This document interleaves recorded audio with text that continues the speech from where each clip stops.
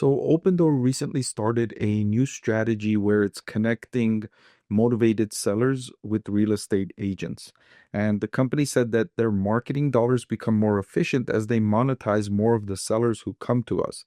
And as we grow transactions, we further leverage our cost structure. And that's true because Opendoor Technologies, one of the ways it attracts new home sellers is through marketing activities, and it's become rather good at that activity, right? Over years of uh, practicing this and iterating and learning and collecting data and improving.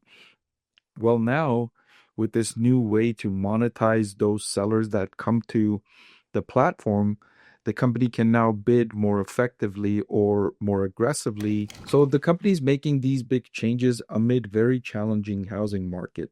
The second half of 2025 will reflect lower acquisition and resale volumes due to the macroeconomic environment and continued high spreads. Finally, the company said continued high spreads. And what that means, and they're not very clear here in explaining what that means. And so I want to share those details with you in this video. Spreads reflects what the management team pays people for the homes they are buying and what they earn when they sell that home. Okay. So if the management team feels like there's a home they could sell for $200,000, they might bid something like $150,000 or $160,000 for that house so that they can take ownership, spend the money, the necessary cost to get the house ready for sale, and then list the property on the market and then sell it, and then earn a reasonable profit in that process, right? Between what they paid the seller and what they were able to sell for. Okay. So during normal circumstances, they have a spread that they're comfortable with. And they haven't really told investors what that spread is that they're comfortable with.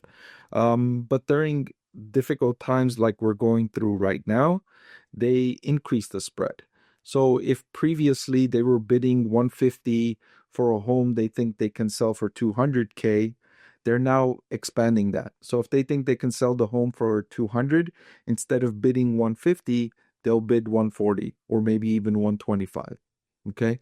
And the reason they're doing that is to create an increase in the margin of safety for themselves. So they ensure they don't lose money on these homes that they're buying, because the housing market doesn't always go up. Housing prices can fall, they can crash. Click the link below to watch the full video.